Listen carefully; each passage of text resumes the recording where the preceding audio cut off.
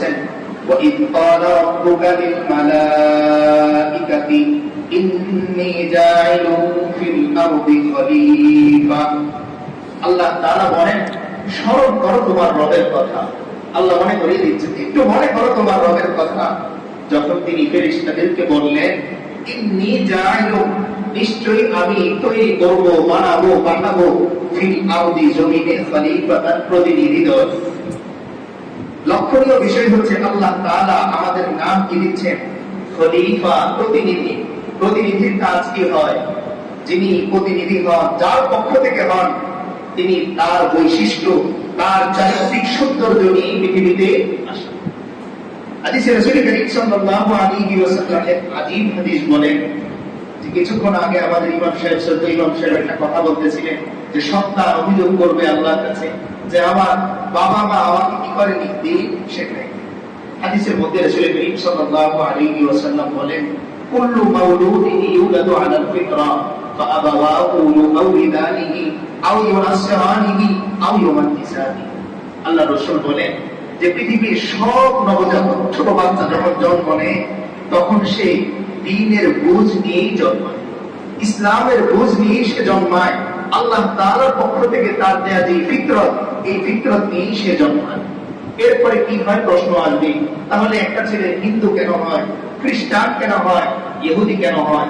আল্লাহ রাসূল বলতেছেন আবাওয়াহু মানে তার পিতা এবং মাতা, এই দুইজন ইউহাউইদানিহি, তাকে কখনো ইহুদি বানিয়ে দেয়, আও ইউনাসসিরানিহি, কখনো তাকে মূর্তি পূজারী, অগ্নি পূজারী বানিয়ে দেয়, নাসারা বানিয়ে দেয়, আও ইউমাজ্জিসানিহি, এভাবে বিভিন্ন রকম ভাবে তাকে কি করে দেয়, আল্লাহর সেই ধর্ম থেকে, দ্বীন থেকে, আদর্শ থেকে তাকে ছিটকে দেয়। তো আল্লাহ তাআলা বলতেছেন যে আমি ফেরেশতাদের সাথে পরামর্শ করলাম। এজন্য উলামায়ে কেরাম বলেন পরামর্শ করে কাজ করা এটা আল্লাহর সুন্নাত। এটা কার সুন্নাত? আল্লাহর সুন্নাত। আল্লাহ তাআলার কাউকে জিজ্ঞেস করার কোনো প্রয়োজন ছিল না।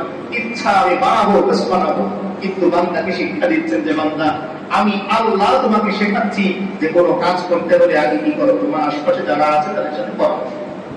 নাম কি দিচ্ছেন আমাদের, এটা মনে রাখবো, খলিফা।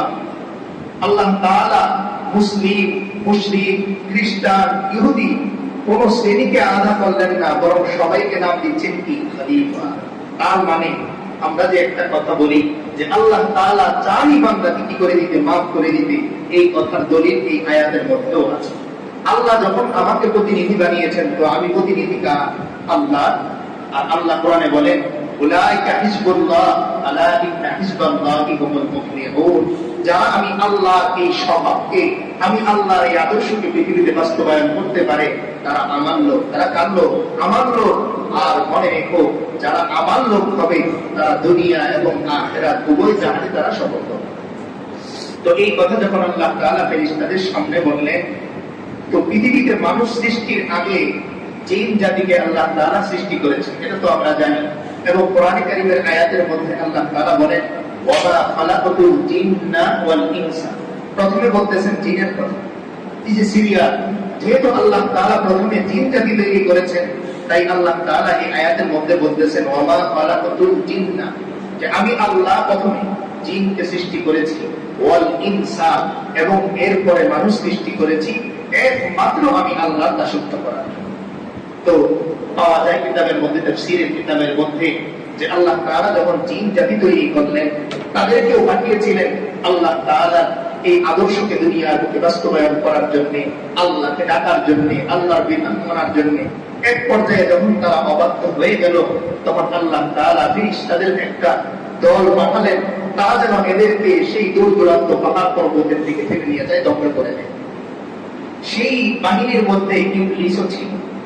এজন্য কোরআনের আয়াতের মধ্যে আছে ওয়া কানা মিনাল কাফিরিন, আমরা যারা এই আয়াতের তরজমা জানি, আল্লাহ বলেন সে কাফেরদের অন্তর্ভুক্ত ছিল, তার মানে আগে থেকে। তো ওই প্রতিনিধি দলের মধ্যে কে ছিল? ইবলীসও ছিল। এবং এই কারণে সামনে যখন আমরা আয়াত করবো তখন এটা আমরা মিলিয়ে দিব যে ইবলীস যে অহংকার করেছিল যে আদমকে আপনি বানিয়েছেন পানি থেকে আর আমাকে বানিয়েছেন আগুন থেকে, তো আমি কেন তাকে সিজদা করব? এই কথা বলার পেছনে তার আরো একটা যুক্তি ছিল, সেটা হলো যে মানুষ সৃষ্টির আগে যখন জিন্নাতদেরকে প্রতিহত করার জন্য আপনি প্রতিনিয়ত দল পাঠিয়েছিলেন, তখন তো নেতৃত্ব দিয়েছি আমি। তাহলে এখন পরের বার মানুষ তৈরি করার পরে নেতৃত্ব আমি না পেয়ে আদম আলাইহিস সালাম কেন পেয়েছেন? তার এই যুক্তি ছিল। স্বাভাবিকভাবেই আপনি যদি কারো জন্য কোনো কাজ করে দেন, এরপর সে যদি ওই কাজের জন্য আরেকজনকে মূল বানিয়ে দেয়, মূল দায়িত্ব তাকে দিয়ে দেয়, আপনার একটু লাগবে যে আমি তার জন্য এত কিছু করলাম, এখন দায়িত্ব পেয়ে গেল আরেকজন। তো ইবলীসের গায়রতের মধ্যে এটা লেগেছে, যদিও এই যুক্তি ভুল, কারণ আদমকে যিনি সৃষ্টি করেছেন, ইবলীসকেও তিনি সৃষ্টি করেছেন। পৃথিবীর মানুষের মধ্যে একরকম নিয়ম, আর আল্লাহ তাআলার মানুষের মধ্যে আরেক রকম নিয়ম। দুনিয়া দিয়ে আল্লাহকে কি করা যাবে না, বিচার করা যাবে না। এজন্য উলামায়ে কেরাম বলেন যে আল্লাহ যদি মানুষের মতো করে চিন্তা করতেন, তার মতো মানুষের মতো করে চিন্তা করতেন, তাহলে পৃথিবীটা এক সেকেন্ডের জন্য রাখতেন। আজকে উদাহরণস্বরূপ আমি দোকান দিলাম, 5 বছর পরেও যদি দোকান থেকে শুধু লসই আসে আর শুধু টাকা দোকান থেকে ডয়ার থেকে নাই হয়ে যায়, আমি এই দোকান রাখি না। এজন্য আল্লাহ তাআলা মনে করিয়ে দেন, বান্দা লাউ কানা ফীহিমা আলিহাতুন ইল্লাল্লাহু লাফাসাদাতা, এই আসমান জমিনে আমি আল্লাহর মতো দয়াবান ছাড়া যদি আর কেউ এটা নিয়ন্ত্রণ করত, যদি আমি আল্লাহর মতো গফফার সত্তা ছাড়া আর কেউ নিয়ন্ত্রণ করত, লাফাসাদাতা, তাহলে নিমিষেই এই পৃথিবী ধ্বংস হয়ে যাবে। কারণ কেউ তোমাকে আমার মতো করে আদর করতে পারবে না। বারবার তুমি মসজিদ ছাড়ার পরেও, বারবার তুমি আমার হুকুম অমান্য করার পরেও আমি তোমাকে বান্দা বলেই তো ডাকি। আমি কোনোদিন তোমার পাপী বলে ডাকি না, অপরাধী বলে আমি আল্লাহ ডাকি না। তো ফেরেশতাদেরকে যখন আল্লাহ তাআলা এই কথা বললেন যে দুনিয়াতে আমি নতুন একটি প্রতিনিধি দল পাঠাবো, আগে তো একবার পাঠিয়েছিলেন তাদেরকে, জিন জাতিকে। এরপর আল্লাহ তাআলা যখন এই কথা বললেন যে এবার আমি তাদেরকে পাঠাবো, একটা প্রতিনিধি দল পাঠাবো, এই কথা বলার পরে ফেরেশতারা কি বলেন? قالوا أتجعل فيها من يفسد فيها ويسفك الدماء। ফেরেশতারা তখন বলতে শুরু করলো, قالوا أتجعل فيها, ও আল্লাহ আপনি কি দুনিয়াতে আবার এমন কাউকে পাঠাবেন? যেহেতু কিছুদিন আগেই জিন্নাতরা আল্লাহর অবাধ্যতা শুরু করে দিল, সেখান থেকে অটোমেটিক তাদের সামনে একটা দৃষ্টান্ত চলে এসেছে যে আবার কি আগের মতন এমন কাউকে আপনি দুনিয়াতে পাঠাতে চাচ্ছেন, মাই ইউসিদু ফিহা, যে দুনিয়াতে যে আবার আপনার নাফরমানি করবে, আবার আপনার অবাধ্যতায় লিপ্ত হবে, ওয়াসফিকুদ দিমা, রক্ত ঝরাবে, অন্যায় সে করবে, অবিচার করবে, জুলুম করবে, নানাভাবে মানুষের ক্ষতি সে করবে, এমন কাউকে কি আপনি পাঠাতে চাচ্ছেন? অনেকে বলে ফেরেশতাদের এই কথাটা আল্লাহর উপর, আল্লাহ তাআলা বলতেছেন বানাবো, আর ফেরেশতারা আল্লাহকে কি করতেছে? পরামর্শ দিতেছে, অভিযোগ করতেছে। তাদের এই অভিযোগ করার পেছনের কারণ কি? কিছুদিন আগেই যেহেতু জিন্নাতরা কি করেছে, আল্লাহর অবাধ্যতা করেছে, এই জন্য তারা এই কথা বলে। যুক্তিও দিলেন ফেরেশতা, ওয়ানাহনু নুসাব্বিহু বিহামদিক, ফেরেশতারা বলতেছেন ও আল্লাহ, নাহনু আমরাই তো নুসাব্বিহু বিহামদিক, আপনার সমহিমা প্রশংসা আমরা করি, আপনার গুণকীর্তন আমরা করি, নতুন করে আর আপনি কাকে তৈরি করবেন? আপনার প্রশংসা করার জন্য আমরাই তো আছি, এবং আপনার পবিত্রতা ঘোষণার জন্য কখনো আমরা কি হই না, উদাসীন হই না। আমরা এই কথা জানি যে ফেরেশতারা এক সেকেন্ডের জন্যও আল্লাহর কি হন না, অবাধ্য হন, এক মুহূর্তের জন্যও আল্লাহর আদেশের বাইরে যান। তাই তারা এই যুক্তি পেশ করলেন যে আল্লাহ, যেখানে আমরাই আপনার প্রশংসা করি, আপনার পবিত্রতা ঘোষণা করি, সেখানে নতুন করে এমন কাউকে আপনি কেন তৈরি করবেন যারা আপনার অবাধ্যতা করবে, যারা অবিচার করবে, এমন কাউকে কেন পাবেন? আল্লাহ তাআলা কি বলেন? চমৎকার আয়াত দেখেন, ক্বালা ইন্নী আ'লামু মা লা তা'লামুন। ক্বালা, আল্লাহ তাআলা বললেন, ইন্নী আ'লামু, নিশ্চয়ই আমি জানি, এমন কিছু জানি, মা লা তা'লামুন, যা তোমরা জানো না। এখন প্রশ্ন আসে, এমন কি আল্লাহ জানেন যা ফেরেশতারা জানে না? কি বোঝাতে চাচ্ছেন আল্লাহ? আল্লাহ এটাই বোঝাতে চাচ্ছেন যে আমি যে এই যে বান্দাগুলোকে তৈরি করব, এর মধ্যে হয়তো 60 জন, 70 জন, 75 জনের মধ্যে যারা আমি আল্লাহ নাফরমানি করবে, কিন্তু 25টা বান্দা আমার এরকম থাকবে যারা আমার জন্য কাঁদবে। কিছু চোখ এমন থাকবে যারা এই চোখ দিয়ে অন্যায় দেখবে, আবার কিছু চোখ এমন থাকবে যে চোখ আমি আল্লাহর ভয় থাকবে। কিছু হাত এমন থাকবে যে হাত দিয়ে বান্দা অবিচার করবে, আবার কিছু হাত এমন থাকবে যে হাত দিয়ে বান্দা আমার কোরআন ধরবে। কিছু পা এমন থাকবে যে পা দিয়ে বান্দা গুনাহের দিকে আগাবে, আবার কিছু পা এমন থাকবে যে পা দিয়ে বান্দা আমার ঘর মসজিদের দিকে বান্দা আগাবে।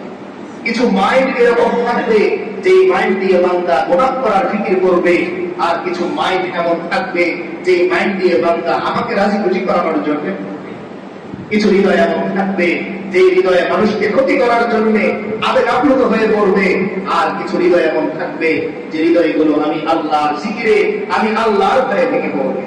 এজন্যই আল্লাহ তাআলা ইহসানের কথা মনে করিয়ে দিয়ে বলেন যে তোমরা কি জানো আমি আল্লাহ কেমন কোরআন তোমাদেরকে দান করেছি। আল্লাহ বান্দার উপর কি কি ইহসান করছে এটা বলতে যে সূরা হাশরের শেষ 3 আয়াতে আছে। এর আগ দিয়ে একটা আয়াত আল্লাহ বলেন, লাউ আনজালনা হাযাল কুরআনা আলা জাবাল লারাআইতাহু খাশিআম মুতাসাদ্দিআম মিন খাশিয়াতিল্লাহ। আল্লাহ তাআলা বলেন, বান্দা তুমি কেমন কোরআন পেয়েছো জানো? তুমি দেখতেছো এই ছোট্ট একটা কোরআন শরীফ, এই ছোট্ট কালামে পাক তুমি দেখতেছো, কিন্তু তুমি কি জানো এই কোরআনের ওজন কতটুকু, এই কোরআনের ভার কতটুকু তুমি কি জানো? আল্লাহ বলতেছেন, লাউ আনজালনা হাযাল কুরআন, আমি আল্লাহ যদি এই কোরআন নাযিল করতাম কোথায়, আলা জাবাল, এই উহুদ পাহাড়ের মতো বিশাল পর্বতের উপর, যদি আমি পৃথিবীর এই মস্ত বড় বড় পাহাড়ের উপর নাযিল করতাম, লারাআইতাহু, ও বান্দা তুমি চোখ দিয়ে দেখতে পারতে, খাশিআম মুতাসাদ্দিআম মিন খাশিয়াতিল্লাহ, এই পাহাড় আমার এই কোরআনের ভারে গলে তামা হয়ে যাবে। যদি তুমি বুঝতে যে কি কোরআন আমি আল্লাহ তোমাকে দান করলাম। কিন্তু শেষে আমার বান্দা চেয়েছে যে ও আল্লাহ এমন মহাগ্রন্থ আপনি আমাদেরকে দান করেন, আর আল্লাহ তাআলাও কেমন করে আমাদের মতো এরকম নাপাক জিনিস থেকে তৈরি। এজন্য কোরআনে বারবার আল্লাহ তাআলা মনে করিয়ে দেন, ওয়া খুলিকাল ইনসানু দাঈফা, ও বান্দা তুমি তো বড় দুর্বল ছিলে।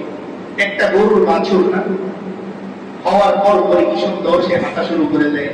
একটা মুরগির ছোট্ট বাচ্চা ডিম থেকে হওয়ার পরে কি সুন্দর সে মায়ের মুখ থেকে খাবার নেয়, সে কি সুন্দর হাঁটতে শুরু করে। আর আল্লাহ বলেন, বান্দা দেখো না তোমার ঘরের শিশুটা 6 মাস হওয়ার পরেও নিজে নিজে বেশিক্ষণ বসে থাকতেও পারে। বয়স 7 বছর হয়ে যাওয়ার পর, 70 হয়ে যাওয়ার পর আবার সে হাঁটতে পারে না। এই যে এত দুর্বল করে আমি তোমাকে বানালাম, এরপরেও কেন তোমাকে আমি বলি ওয়ালাকাদ কাররামনা বানি আদম, ও বান্দা একটা গরুর চাইতেও অনেক বেশি মর্যাদা দিয়ে আমি তোমাকে বানিয়েছি, একটা মুরগির বাচ্চার চাইতেও অনেক বেশি সম্মান দিয়ে আমি আল্লাহ তোমাকে বানিয়েছি। যদিও তুমি একটা বাঘের চাইতে দুর্বল, একটা হাতির চাইতে দুর্বল, একটা সিংহের চাইতে দুর্বল, কিন্তু আমি আল্লাহ তোমাকে এত বেশি মর্যাদা এবং দামি করে দিয়েছি। বাঘ তোমার সামনে সিলিন্ডার করে, হাতি তোমার সামনে সিলিন্ডার করে, তাকিয়ে দেখবেন কি সুন্দর ছোট্ট বাচ্চা একটা হাতিকে কন্ট্রোল করে। হাতি আল্লাহকে জিজ্ঞেস করে, ও আল্লাহ আমার পিঠে বসলো হতো আমার চেয়ে ছোট। আল্লাহ মনে করিয়ে দেন, ও হাতি তুমি কি জানো না ওয়ালাকাদ কাররামনা বানি আদম, তোমার উপরে বসা এই ছেলেটা ছোট্ট হতে পারে, কিন্তু ওরে আমি বড় সম্মান করে বানিয়েছি। তাই ও যতক্ষণ বসে থাকে তুমি চুপচাপ সামনের দিকে আগাও, ওরে ফেলে দিও। এজন্যই মাঝে মাঝে বিপরীত ঘটনাও ঘটে। হুট করে দেখা যায় মালিককে সেই ফেলে দেয়। যে মালিক ছোট অবস্থায় তার নিয়ন্ত্রণ করত, এখন তার শক্তি সামর্থ্য বাড়ার পরেও হুট করে একদিন হাতিকে ফেলে দেয়। কিসে ফেলে? আল্লাহ এটা বোঝান যে বান্দা তুমি যে হাতির পিঠে বসে থাকো এ তোমার কোনো নিয়ন্ত্রণ নয়, আমার নিয়ন্ত্রণ। জাহাজে যে তুমি চড়ো, যেই লোহা আমরা আলোচনা করতেছিলাম এর আগেও, যে যেই লোহা পানির মধ্যে ডুবে যায়, আমি আল্লাহর হুকুমে ওই জাহাজ লোহার তৈরি কিন্তু পানির উপর দিয়ে শোষ করে চলতে থাকে। অর্থাৎ জাহাজ আমাকে জিজ্ঞেস করে, ও আল্লাহ আমি কি পানির উপর দিয়ে চলবো না